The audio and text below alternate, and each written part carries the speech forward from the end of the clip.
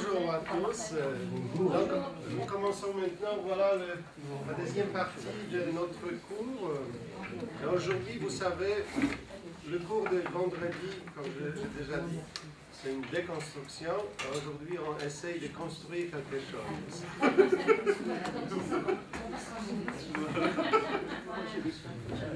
Et donc, vous savez, je choisis ce thème parce que ça m'intéresse d'abord. Vous savez, je suis voilà, berger, si vous voulez. Voilà. Communauté, vous connaissez Bogdan et Robert ici. C'est une communauté nouvelle, voilà. Donc, je m'intéresse aux communautés primitives de l'Église parce que ça me concerne. Et depuis des années, je dis toujours que moi, je peux dire que je suis chrétien, mais je viens du 1er siècle. C'est-à-dire, ce christianisme primitif, c'est quelque chose qui me touche. Et voilà, donc, je voudrais revenir, si vous voulez, aux sources. Et pour revenir aux sources, il faut présenter, voilà, vous savez, l'image de l'Église primitive. Parce que l'Église primitive, surtout, elle était fervente. C'est ça. Et voilà, ce qui est très intéressant, que l'Église primitive était, on peut dire, plurielle, dans ce sens que chaque communauté était vraiment différente. Vous savez, cette unification de l'Église, c'est à cause, quelqu'un dit grâce, à Constantin. C'est lui qui a fait le deuxième, si vous voulez, le concile. Et voilà, c'est lui qui réunit pour les besoins de l'Empire. C'est ça. Mais avant, vous savez, c'était très dispersé.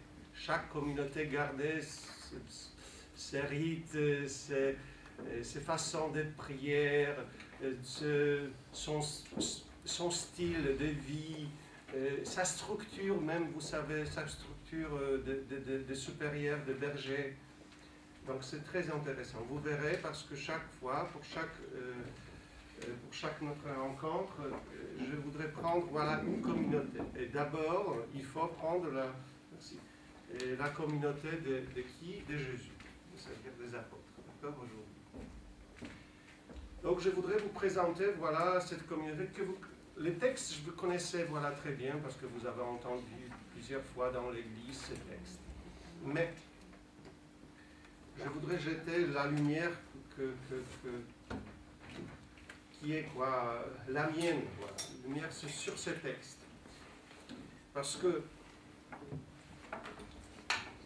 il faut dire tout de suite ça, que notre problème est nous voudrons imiter, on dit toujours, on imite de Jésus, on imite les premiers chrétiens. Mais je suis sûr que si nous vivions, vous savez, comme les premiers chrétiens, nous serions tout de suite rejetés par l'institution. Parce que c'était une folie au début, une vraie folie. Un vrai gourou, si vous voulez, Jésus, entouré par... et ça a duré, vous savez, on ne sait pas, peut-être 1 an ou 3 ans, pas plus. Et ce qui nous gêne, nous voulons vivre toute la vie comme il vivait, vous savez, 1 an ou 3 ans. Et ça s'est fini, son aventure, ça se finit mal, vous savez. Donc, la plupart de sa vie, il vivait vous savez, à Capharnaüm, on dit, au Nazareth, vous savez, donc dans la vie normale. Donc seulement pendant une période très courte, voilà, nous voyons une folie. Quand je dis une folie, c'est-à-dire cette annonce de Jésus que nous avons, voilà, l'annonce du royaume de Dieu.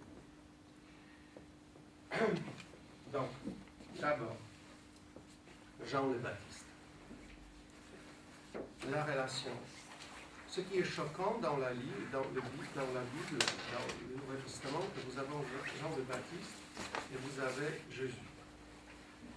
Et d'après les évangiles, Jésus commence sa mission juste après l'arrestation de Jean-Baptiste. Et ce qui est étonnant encore, que les premiers mots, ou la première annonce de Jésus est la même que Jean-Baptiste. Ce sont les mêmes mots, parce que c'est Jean-Baptiste qui dit le royaume de Dieu est tout proche. Et voilà donc, on peut dire que Jésus prend le relais, vous savez, et il dit la même chose, mais pas de la même style, vous savez, de la même façon. Si vous voulez, la différence entre Jean-Baptiste et Jésus, qu'on voit tout de suite. Jean-Baptiste, c'est quelqu'un qui annonce une pénitence. D'accord? Par contre, Jésus, il est joyeux. Jean-Baptiste ne fait pas de miracles, pas du tout.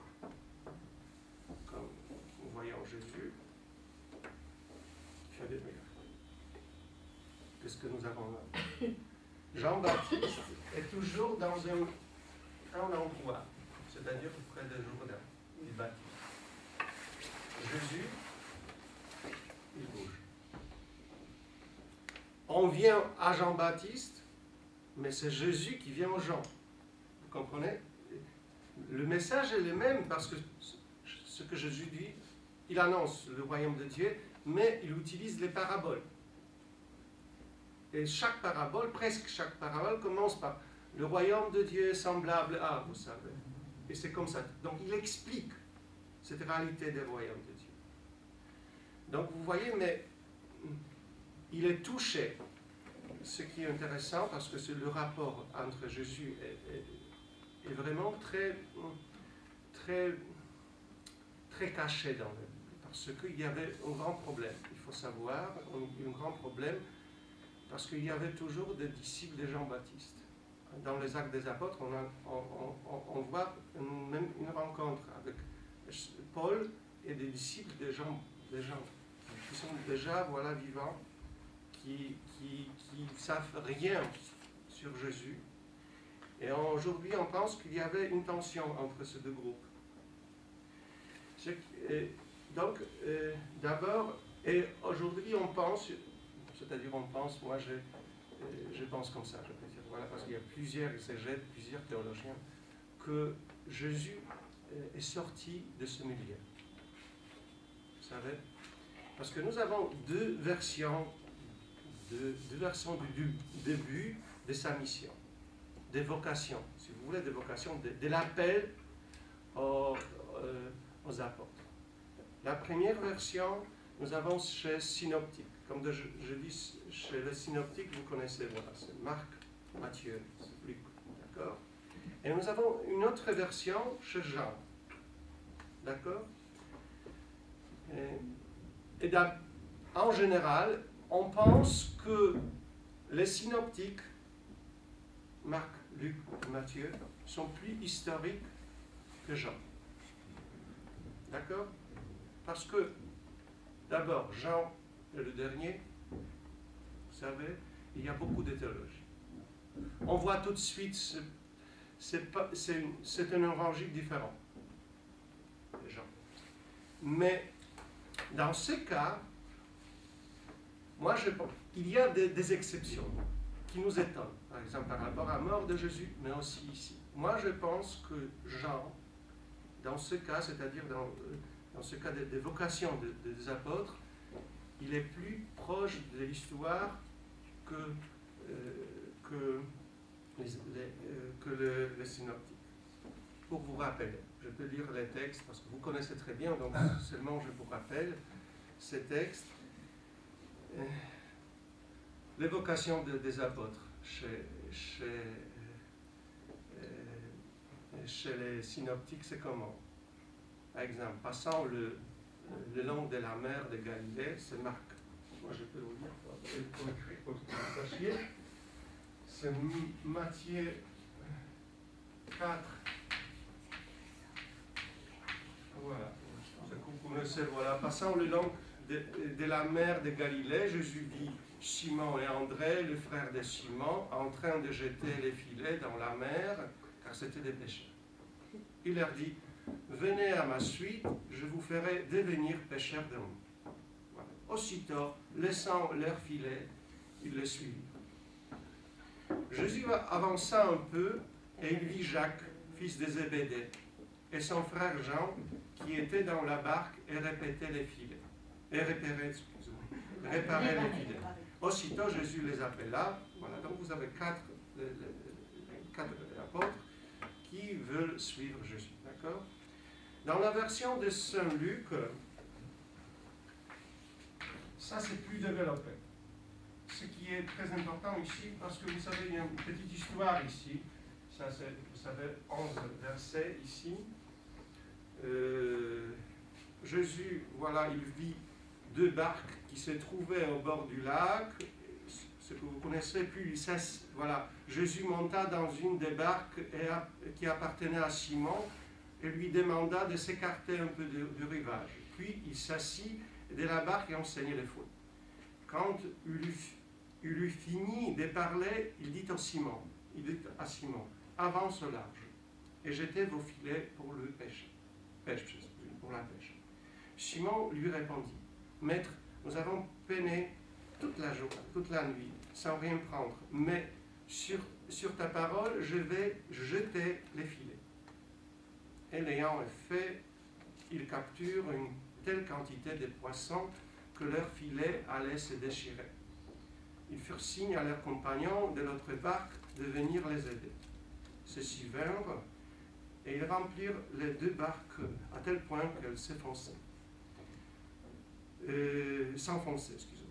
À cette vue, Simon-Pierre tomba à genoux de Jésus et il disait éloigne-toi de moi, Seigneur, car je suis un homme pécheur.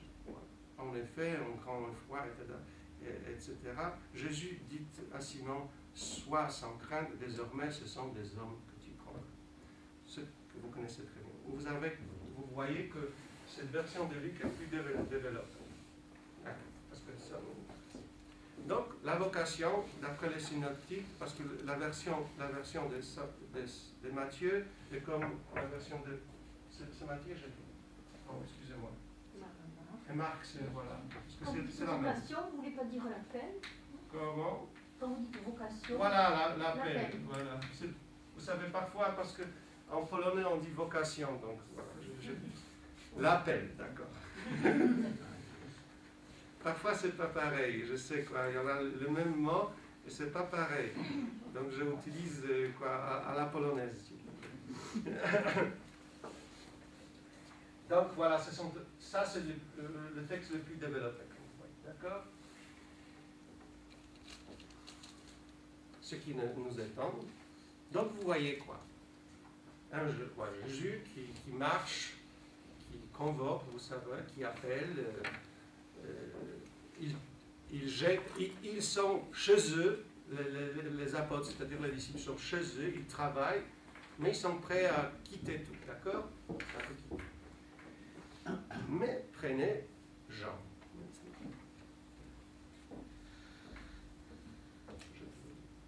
Le texte que vous connaissez, c'est Jean.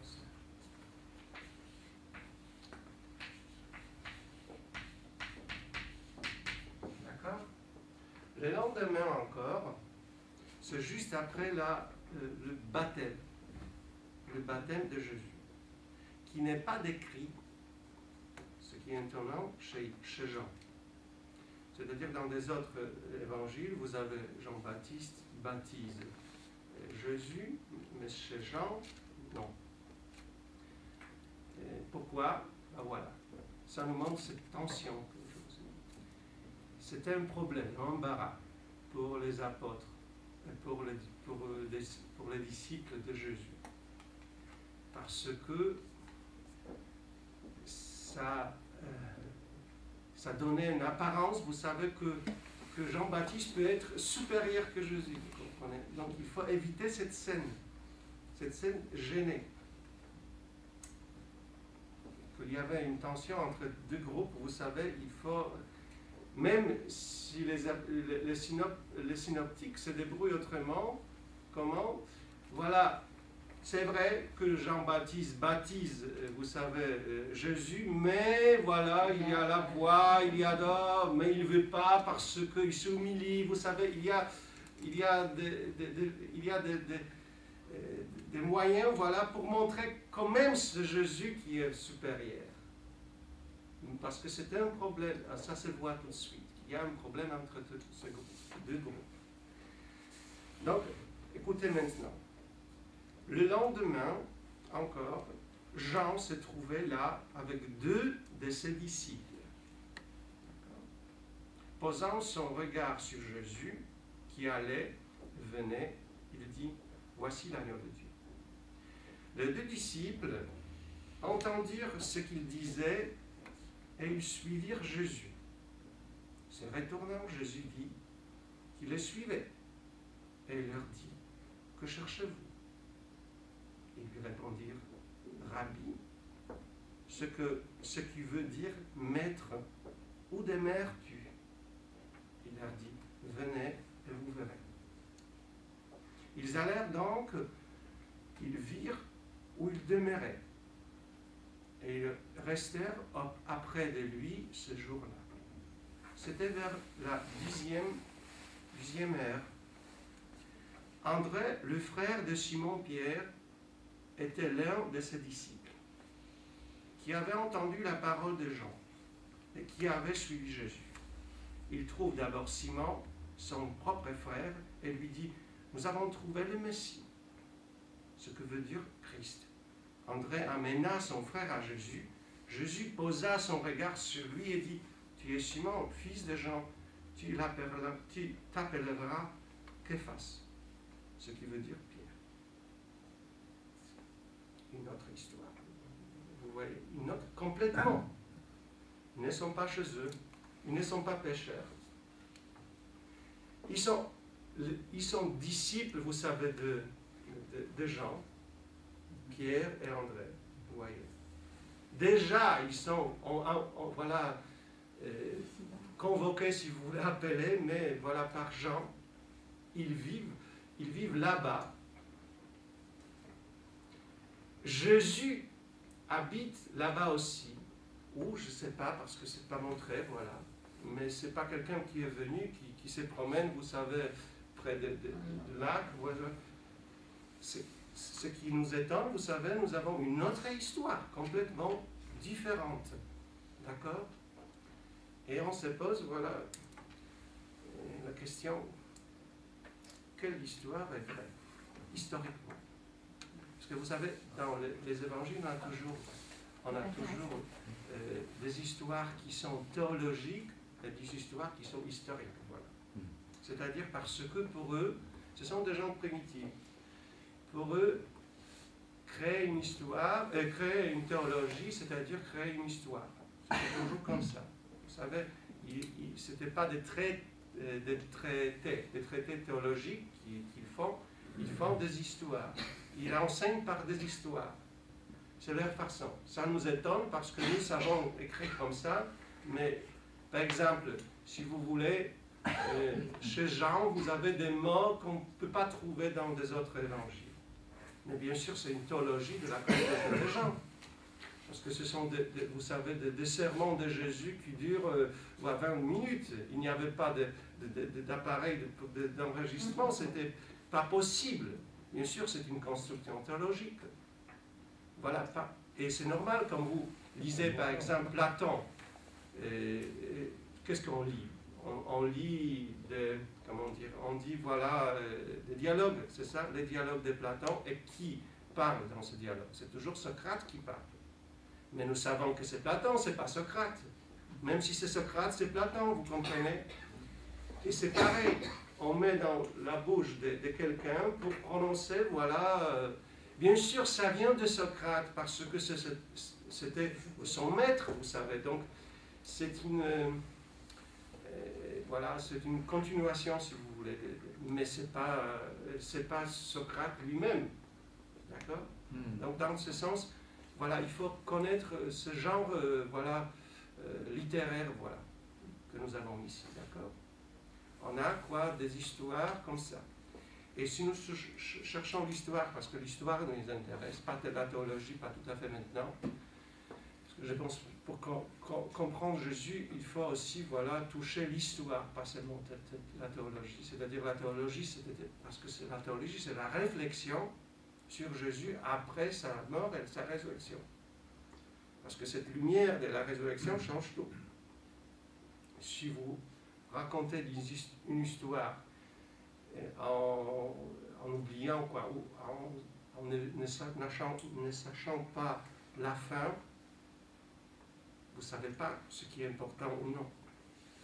Si vous connaissez la fin, voilà, vous pouvez raconter une belle histoire comme ça, parce que vous savez que ça mène à la résurrection. Donc la résurrection, toutes ces histoires sont écrites après la résurrection. D'accord? Et voilà. Donc, ce qui nous attend, parce que ce n'est pas la fin, vous connaissez après, parce que je ne vais pas lire ça parce que c'est un peu long. Parce que Jésus décida de partir pour la Galilée, il trouve Philippe. Après, Philippe était, Philippe qui dit, Philippe trouve Nathanaël et lui dit, c'est lui dont il écrit dans la loi de Moïse, chez les prophètes, nous l'avons trouvé, c'est Jésus, fils de Joseph de Nazareth.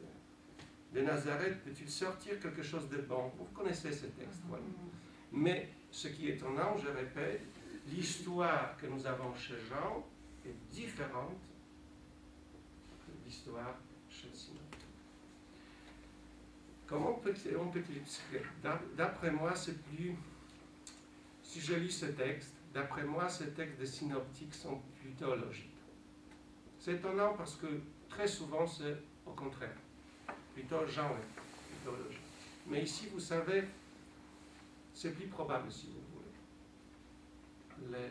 Les premiers disciples autour de Jean-Baptiste, déjà engagés, qui racontent Jésus qui est venu, qui passent peut-être un certain temps, vous savez, chez eux, et parmi eux. Vous pouvez voir encore, parce que on a des petits textes qui nous montrent, on ne voit pas chez Synoptique ça, mais ce Jean, on le voit. Le disciple de Jean allèrent trouver Jean et lui dire, c'est après, vous savez, après cette rencontre, après, Rabbi, c'est lui qui était avec toi. Oui, c'est lui qui était avec toi. Chez les synoptiques, on a Jésus qui vient et qui part tout de suite. Mais ici, c'est lui qui était avec toi. De l'autre côté du Jourdain, c'est lui à qui tu es rendu témoignage, le voilà qui baptise. Et tous vont à lui.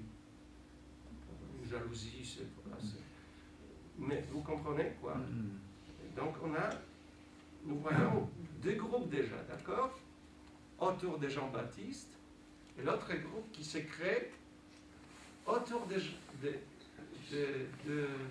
Jésus, où on a aussi des disciples de Jean. Ce qui est un problème. D'accord? Parce que quelle est la relation entre ces deux groupes? Et ça c'est, vous savez, Jean 3. Et après, vous avez Jean 4, 1, 2. Les pharisiens avaient entendu dire que Jésus faisait plus de disciples que Jean et qu'il en baptisait davantage. D'accord? Jésus lui-même en eut connaissance. À vrai dire, il y a quelque chose qui est ajouté. Regardez, à vrai dire, ce n'était pas Jésus en personne qui baptisait, mais ses disciples. Voyons dans le texte ce qui est une correction, vous savez. Ce narrateur, vous savez, c'est quelqu'un qui nous raconte cette histoire. Ils se sont obligés d'ajouter que ce n'était pas Jésus qui baptisait. Et d'après vous, pourquoi? Il n'y était pas. Non. Pour ne pas faire d'histoire. je pense que la dignité de Jésus, d'après moi, vous savez, Jésus ne peut pas baptiser, c'est pour les disciples, mais pour lui, il est au-dessus, vous savez. Au-dessus. D'accord. Donc, comment, vous savez, si ça c'est plutôt historique, d'accord? Parce que c'est plus naturel, d'après moi. Ce pas des preuves, je suis d'accord, on peut avoir des autres opinions. Je connais les théologiens qui pensent autrement, mais c'est pas grave. Si c'est plus historique, c'est quoi ça? Est-ce que nous avons, voilà, c'est quoi ça? Ces histoires avec ce lac, vous savez, cette promenade de Jésus, c'est quoi ça? D'où ça vient? Voilà, ce qui est intéressant à regarder. Parce que nous avons, je pense que si vous vous rappelez bien, nous avons cette histoire du lac chez Jean aussi. Oui, nous avons la même histoire. Je peux vous lire, vous connaissez très bien cette histoire parce qu'on lit très souvent dans l'Église. Voilà. Écoutez, il y avait là ensemble Simon-Pierre avec Thomas, appelé Didyme, Nathanaël de Cana de Galilée, le fils de Zébédée, et deux autres de ses disciples. Simon-Pierre leur dit, « Je m'en vais à la pêche. » Ils lui répondent, « Nous aussi, nous allons avec toi. » Ils partirent et montèrent dans la barque. Or, cette nuit-là, ils ne prirent rien. D'accord? Au lever du jour, Jésus se sentait sur le rivage, mais les disciples ne savaient pas que c'était lui. Jésus leur dit, « Les enfants, auriez-vous quelque chose à manger? » Ils lui répondirent, « Non. » Il leur dit, « Jetez les filets à droite de la barque, et vous trouverez. » Ils jetèrent donc le filet, et cette fois, ils n'arrivaient pas à le tirer tellement il y avait de poissons. Alors les disciples que Jésus aimait dit à Pierre, « C'est le Seigneur. » Quand Simon-Pierre a entendu que c'était le Seigneur, il passa un vêtement, car il n'avait rien sur lui, et il se jeta à l'eau. Ce que je ne comprends jamais, vous savez, pourquoi on s'habille pour se jeter. C'est plutôt au contraire, non? Oui, monsieur.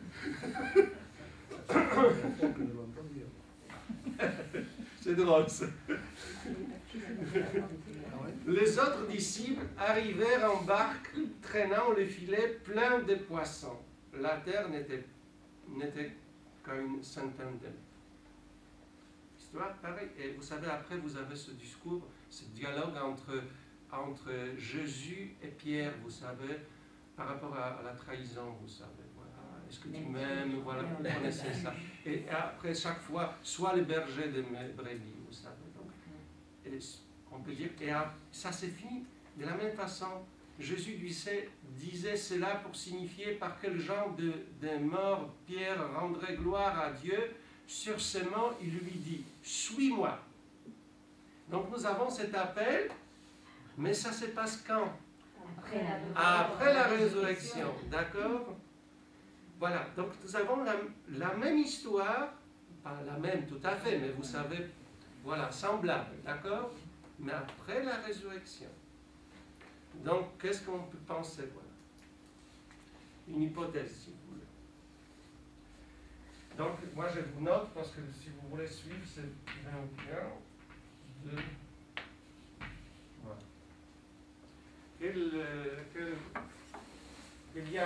Est-ce qu'il y a une solution pour, voilà, pour réconcilier tout? Pour réconcilier tout? Moi, je peux vous dire que d'après moi, peut-être cette histoire aussi est plus historique. C'est une apparition de Jésus. Et de Jésus qui a un autre visage, vous savez, qui n'est pas le même. Une rencontre, on dit Pascal, voilà, ou la rencontre après la résurrection. Qui après, et ça s'appelle dans la théologie, c'est rétro-projeté sur la vie de Jésus, pour montrer la vocation. oui, d'après moi, peut-être ils ont vécu quelque chose comme ça, mais après la résurrection, vous savez, comme ils se sont dispersés, et voilà, ils ont fait la pêche, vous savez, voilà, mais après, pour montrer leur vocation, si vous voulez, leurs appels, qu'est-ce qu'ils vont, voilà, ils projettent ce qu'on fait très souvent, cette histoire post-pascale, si vous voulez, voilà, sur la vie avant la mort et la résurrection. Parce que je ne pense pas, mais c'est mon hypothèse, si vous voulez, que cette histoire s'est répétée deux fois. Vous comprenez, il y a aussi le fait que Jean ménage les disciples de Pierre. Donc il n'y a pas trop de... Donc d'après moi, si on cherche des sources, le début, voilà, le commencement de ce groupe de Jésus, on dit toujours, aujourd'hui c'est un mouvement, vous savez, un mouvement de Jésus, autour de Jésus. Jean est plus fiable, vous savez, et il est plus crédible, d'après moi, c'est plus naturel. On a des disciples déjà, vous savez, on a Jean-Baptiste qui regroupe autour de ce disciple. Jésus vient et vit un certain temps avec eux. D'accord? Et voilà, parce que nous voyons des choses qui nous étonnent. Voilà, nous voyons ces groupes qui baptisent, vous savez, les autres. On voit cette tension ici. Ça s'appelle, dans la théologie biblique, ça s'appelle toujours, vous savez, la critère d'embarras. C'est-à-dire, comment on peut connaître les vraies histoires. S'il y a un embarras, un problème, s'il y a une difficulté à expliquer, c'est plutôt cette histoire qui est vraie que l'autre. Vous savez, parce que normalement, quand vous écrivez, vous voulez éviter des problèmes. D'accord? Donc, s'il y a un problème qui gêne un peu, c'est plutôt vrai, voilà. Parce que normalement, on évite des histoires comme ça. Donc, et aujourd'hui, voilà, on pense que Jésus venait de ce milieu autour, vous savez, de Jean-Baptiste. Surtout que nous voyons, voilà, même chez Synoptique, nous voyons Jésus qui commence sa mission en utilisant le même message. Le règne de Dieu est tout proche, mais il change la signification de ce message. Ce qui est étonnant, parce que vous connaissez très bien, voilà Jean, si vous voulez, Jean 10, 45. Beaucoup vinrent à lui en déclarant, Jean n'a pas accompli des signes, mais tout ce que Jean a dit de celui-ci était vrai. Donc nous voyons, Jean ne fait pas des miracles. Jésus, par contre, il fait des miracles. Mais le sens des miracles, quel est le sens des miracles de Jésus? Parce qu'il est X. Ça, c'est Luc 7.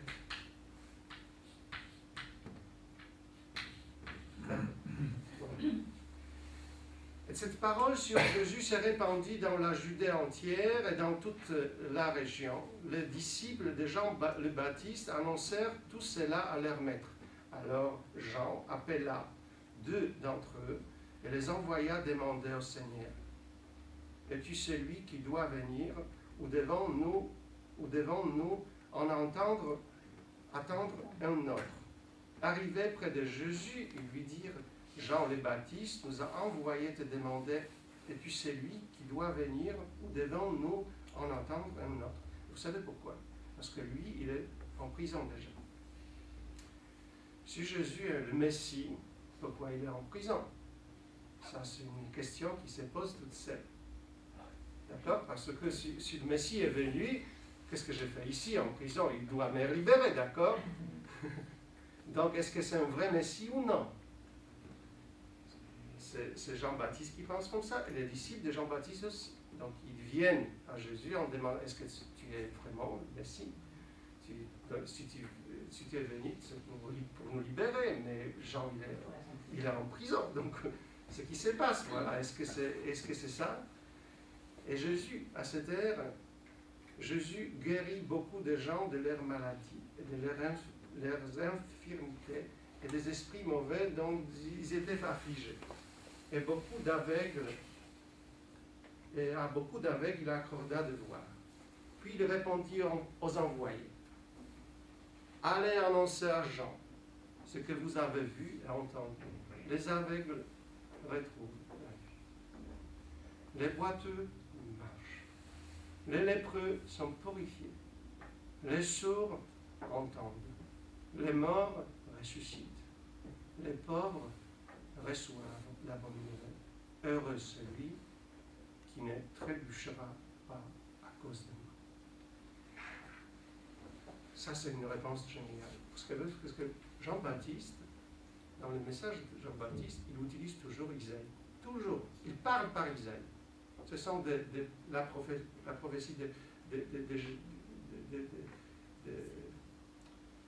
si vous suivez voilà, les mots de Jean, c'est toujours Isaïe.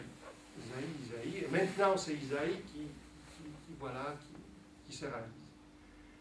Donc, vous voyez ça, mais ce texte, c'est Isaïe.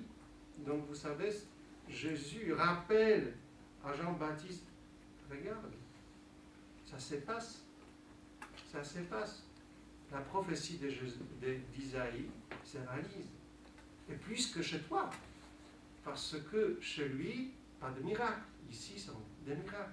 Annoncés par Isaïe, vous savez. Parce que nous sommes près du sens, vous savez, de la mission de Jésus. C'est-à-dire, Jésus annonce le royaume de Dieu. Mais il le réalise aussi, vous savez. C'est-à-dire, parce que chaque geste de Jésus, c'est-à-dire les guérisons, pourquoi sont faits? Pas pour guérir tous les hommes. Il a guéri, voilà, un peu de gens, pas beaucoup. Mais c'est un signe que le royaume de Dieu, dans le royaume de Dieu, il n'y a ni deuil, ni maladie, ni rien, vous savez. Donc on ressuscite les morts, on guérit les malades. Qu'est-ce qu'on fait? On expulse les démons, vous savez, parce qu'on crée cette réalité du royaume. Le royaume de Dieu n'est pas seulement tout proche, mais il est ici. Il se réalise déjà. Donc vous savez, on a un pas suivant, si vous voulez. Voilà, dans ce... Jésus montre que ça vient vraiment, maintenant. Ça se réalise maintenant, d'accord? Et voilà, et même la rémission des péchés, connaître ça. Voilà, la rémission des péchés, c'est aussi un signe. On pardonne parce que c'est le royaume de Dieu. Et voilà. Donc, qu'est-ce que nous avons ici? Nous voyons Jésus qui réalise ce que Jean a annoncé. Mais voilà,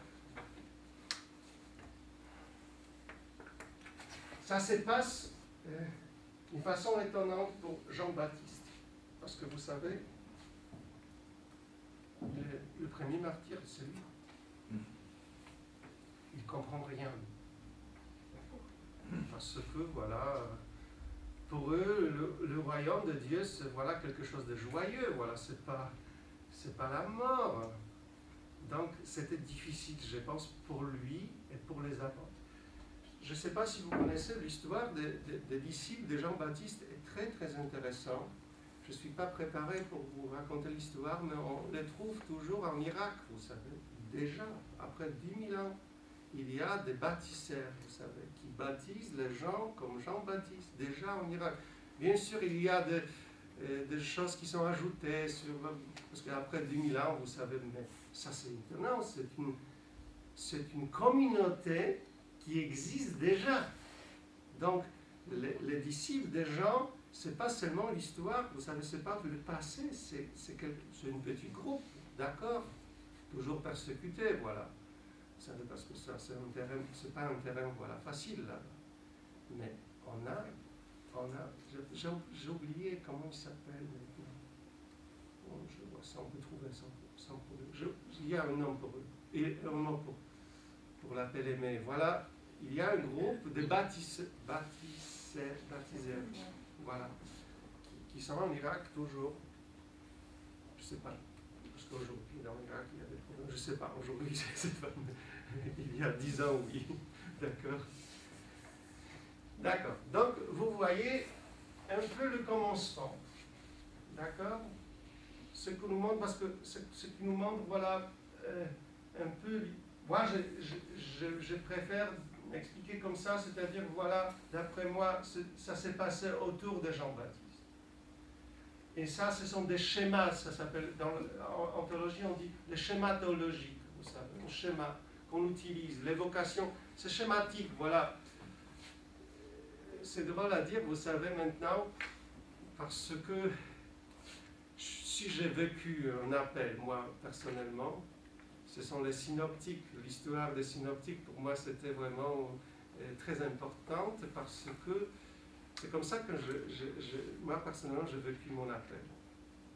Et j'ai quitté tout, c'est-à-dire que j'étais voilà, étudiante dans l'école polytechnique, et quand j'ai vu qu'ils ont laissé aussitôt tout, j'ai arrêté mes études, voilà. Mais aujourd'hui, quand je lis que c'est plutôt théologique, pas historique, je dis voilà, mais j'ai fait comme ça.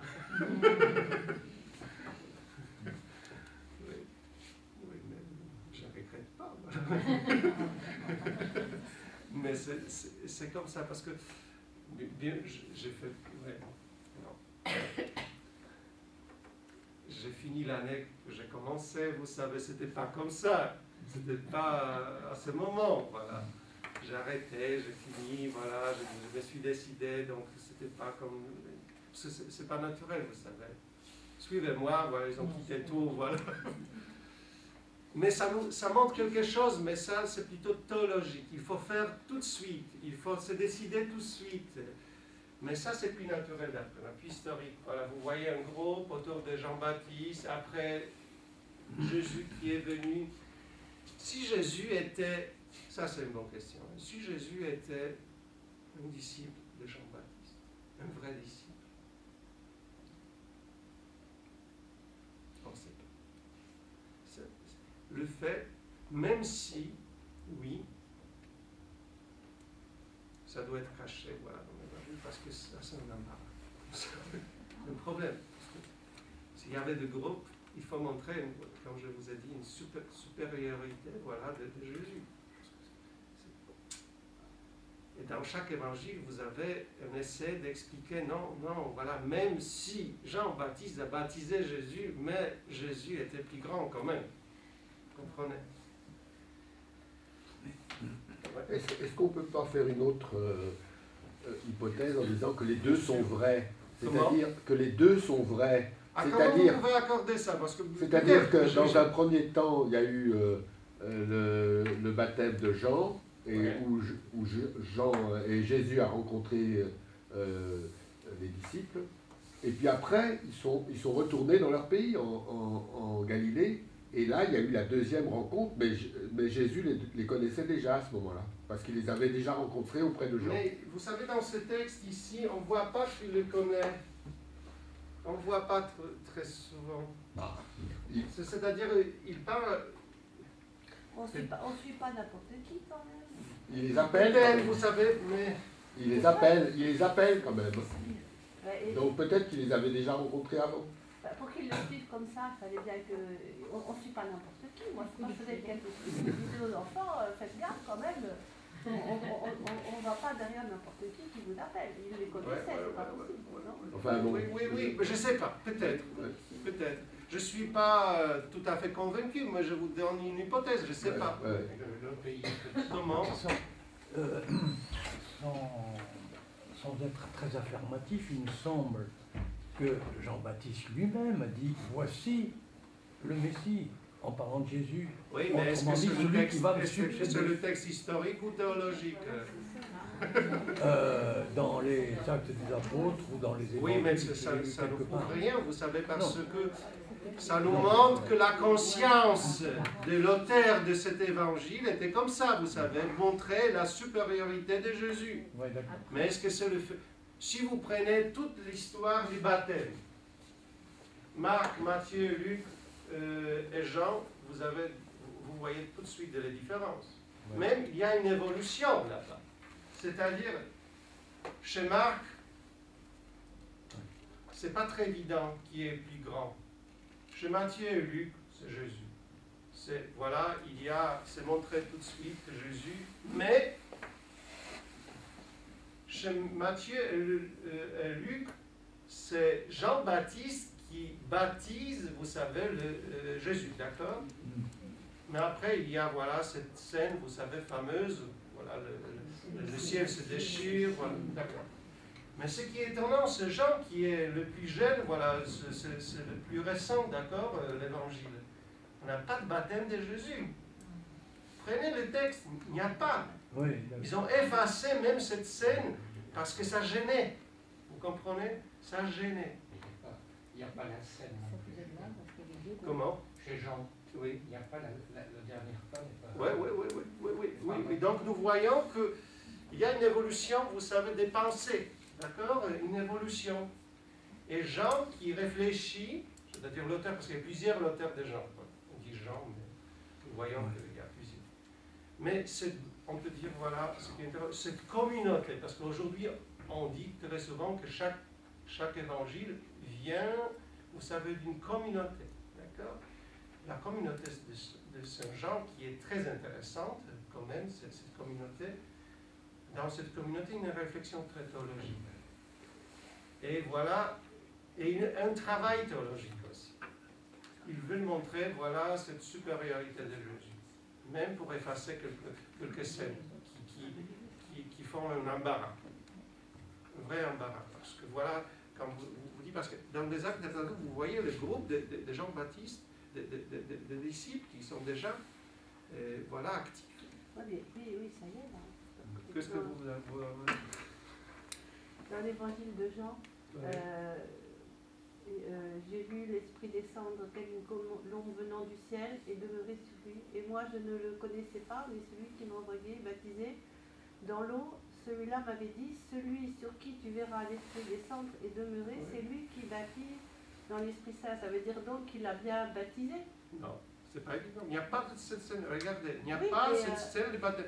Il parle de ça, mais il n'y a pas de cette scène. Oui, mais enfin, chez les autres, chez les synoptiques, c'est associé au baptême, cette descente de l'esprit. Oui. Donc, mais si vous prenez, parce que vous avez déjà 4 évangiles, mais l'histoire, voilà, c'était comme ça que chaque communauté avait l'évangile, quoi, leur, vous savez, c'est-à-dire, voilà, cet évangile à eux.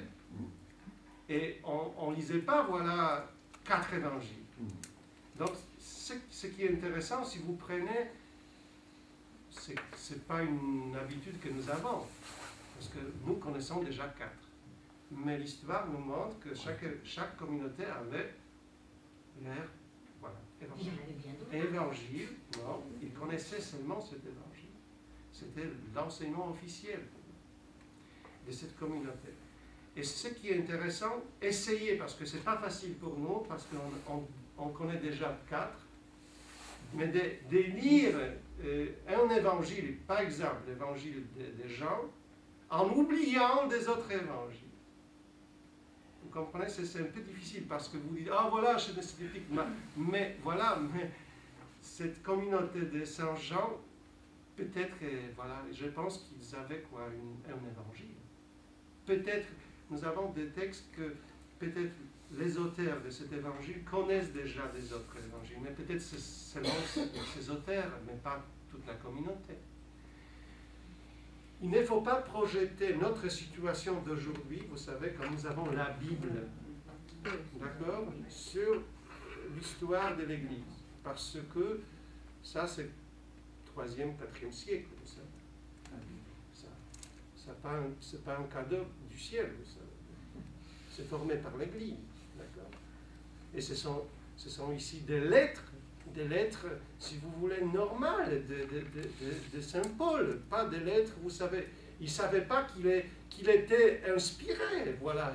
Il écrivait des lettres comme on écrit, voilà. Et voilà. Et l'Église a reconnu ces lettres comme des lettres inspirées. D'accord? Mais voilà. Pour nous, ce n'est pas un problème, pour nous, les catholiques. Pour les protestants, c'est un problème. Parce que pour eux, la Bible, c'est tout. D'accord? Ce qui est étonnant, pour moi même, ce qui est étonnant, regardez dans le catéchisme, j'ai oublié quoi, le numéro, mais ce qui est écrit que le christianisme n'est pas une religion de livre. Du livre. Non, nous sommes une religion d'un événement, des résurrections. Après, voilà, 3e siècle, on a dit, au début, non. C'est pas comme l'islam, vous savez, chez eux, c'est... Heureusement qu'il y a l'épisode des disciples d'Emmaüs. Donc nous sommes, voilà. Parce qu'il leur explique à les Écritures, c'est-à-dire c'est une expérience à faire. Si vous gardez la parole, vous pénétrez la vérité. Mais nous avons cette liberté par rapport à la Bible à cause de ça, vous savez, parce que oui, c'est très important pour nous, mais notre expérience ne vient pas de la Bible. C'est à part, c'est l'expérience vécue. Voilà. À qui même je me manifesterai en fait. Oui, oui, oui, c'est très important pour moi, très important parce que mais si vous voulez, quoi, ce sont les livres reconnus par l'Église comme inspirés. Mais si vous voulez me demander, est-ce qu'il y a des livres encore inspirés qui ne se trouvent pas dans la Bible, je peux dire oui. Didaché, par exemple, Didaché, vous dites ou Didaché? Didaché, par exemple, voilà, c'est un livre inspiré, d'après moi. Même ces livres étaient, vous savez, lus dans plusieurs communautés au début, comme un texte inspiré. Mais après, l'Église a décidé non. Voilà. Mais... Voilà, on a fait comme d'habitude, vous savez, on a fait quoi, un tri, si vous voulez, voilà. Mais d'après moi, Didaché, pourquoi pas? Pourquoi pas? Ça peut être un texte inspiré, pourquoi pas? Ce texte de Didaché est très fort, vous verrez, parce que lorsque nous parlons, vous savez, de la communauté d'Antioche, ce texte va venir, voilà, parce que ça nous montre la réalité de cette communauté. Mais, voilà. Donc, je répète, nous les catholiques, heureusement, on garde une certaine liberté par rapport à la Bible. D'accord? Parce que, oui, c'est une base, mais on peut dire que c'est une base... qui base déjà sur quelque chose, vous savez, voilà, un événement qui est au fond, un événement. D'accord.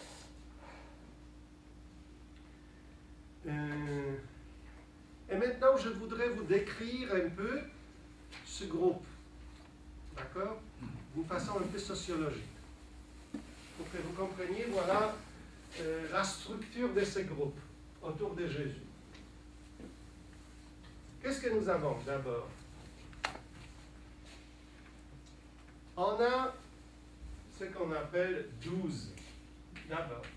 Ce sont les disciples. Ah, il faut dire, vous savez, excusez-moi, encore je dois ajouter quelque chose. Il y a une grande différence entre les disciples des rabbins de cette époque et les disciples de Jésus. Parce que, voilà, les différences. Ce sont des disciples en général, les disciples qui choisissent, vous savez, leur maître. Par contre, chez Jésus, c'est Jésus qui choisit. Voilà. Vous savez, c'est lui qui appelle. Là-bas, il y a des écoles. Vous pouvez vous inscrire à cette école. Vous pouvez suivre et vous pouvez quitter. Par contre, chez Jésus, on ne quitte jamais. Ça, c'est pour toute la vie. C'est existentiel. D'accord? Si vous prenez Jésus, ce n'est pas pour apprendre quelque chose. c'est pour rester avec lui pour toujours. Donc vous voyez, cet appel est le plus important. D'accord? Voilà, donc cet appel, le lien entre Jésus et ses disciples est exclusif et définitif. Aucune stabilité de lieu. Les autres écoles des rabbins, vous savez, c'est toujours dans un endroit. Par contre, Jésus, il bouge toujours. Parce que, pourquoi il bouge? Parce que vous savez, tous les gestes de Jésus sont prophétiques. Ce n'est pas seulement les mots, mais les gestes. Qu'est-ce que il bouge? Parce qu'il n'a pas d'ici. Il n'a pas un lieu, un endroit pour lui. Vous savez, il n'est pas d'ici. Il est en route parce que, voilà, parce que c'est comme ça le royaume de Dieu. Il n'est pas dans cet endroit, il est ici ou là-bas. Et Jésus qui veut montrer cette réalité, il bouge. Voilà. Par contre, je répète, Jean-Baptiste, il reste sur place. Voilà. Et ce qui est marquant, voilà, intéressant aussi, que les femmes sont autour de Jésus. Dans des écoles de rabbins, non, pas de femmes.